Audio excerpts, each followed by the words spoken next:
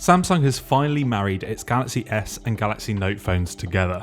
If you enjoy the look and feel of a Galaxy Note phone, you're going to enjoy the Galaxy S22 Ultra. Welcome to TechRadar, my name's James Peckham and this is the Samsung Galaxy S22 Ultra. We're one of the first people in the world to touch this and we're going to tell you everything we know about it so far. Unlike the S22 and S22 Plus, the Ultra isn't just a slight spec increase from its previous version. Samsung has worked to better incorporate the S Pen stylus into the phone experience, making it substantially different to the S21 Ultra. This is much more like the Galaxy Note 20 Ultra from 2020. And the truth is, we probably won't see another Note handset from Samsung. This is probably the future for anyone who wants an S Pen in their smartphone.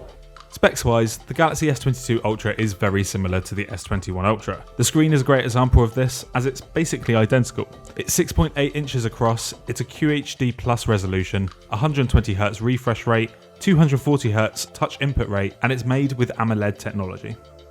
That isn't a bad thing though. This is a gorgeous, huge display. If you're looking for a really big phone screen, the Galaxy S22 Ultra is probably going to be one of the best options on the market. Moving on to the cameras, and you'll find a 40 megapixel front-facing camera. On the rear, there's a 108 megapixel main camera, a 12 megapixel ultra wide, and dual 10 megapixel telephoto cameras. Samsung hasn't really shared a huge amount of detail of what makes this camera better than the S21 Ultra, as if you already own that phone, you probably recognise all of those specs. If you own an older phone though, you're probably going to get a fantastic camera experience from this handset. The two 10 megapixel telephoto cameras allows for up to 100 times zoom. When you are zooming, it's not going to give you a great image at 100 times, but it's still one of the best zooms on the market.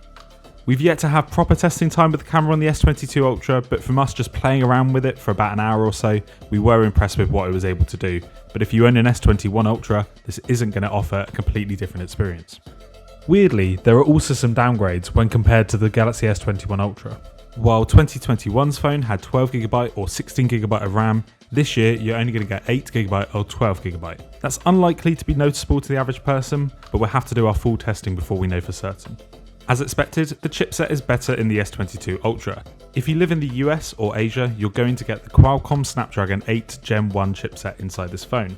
If you live anywhere else in the world, such as the UK or Australia, you're likely to get Samsung's own Exynos 2200 chipset. Head back for our upcoming full review so we can tell you everything of what the chipsets are capable of.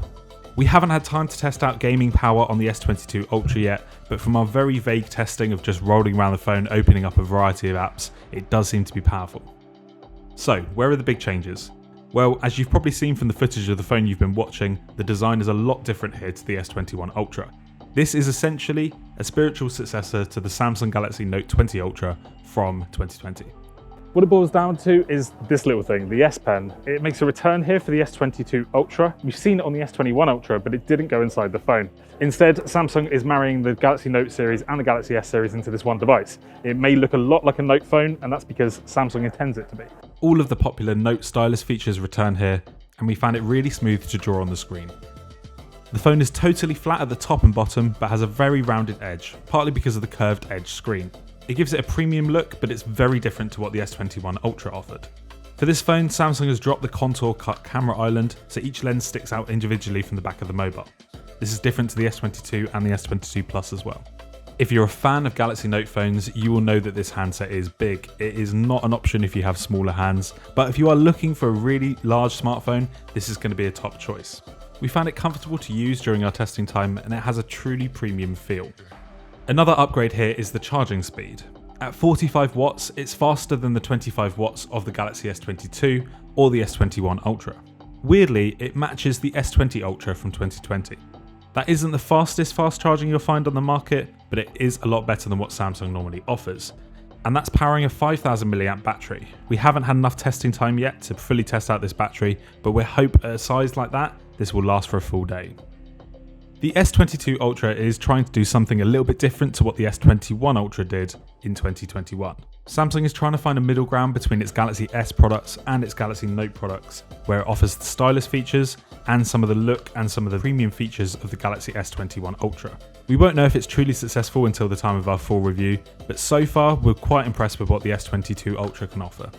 Thanks for watching this hands-on video review of the S22 Ultra, which I'm currently filming this on the selfie camera at the moment. If you're interested in the S22 or the S22 Plus, be sure to head to our YouTube channel where we have more coverage of each of those handsets.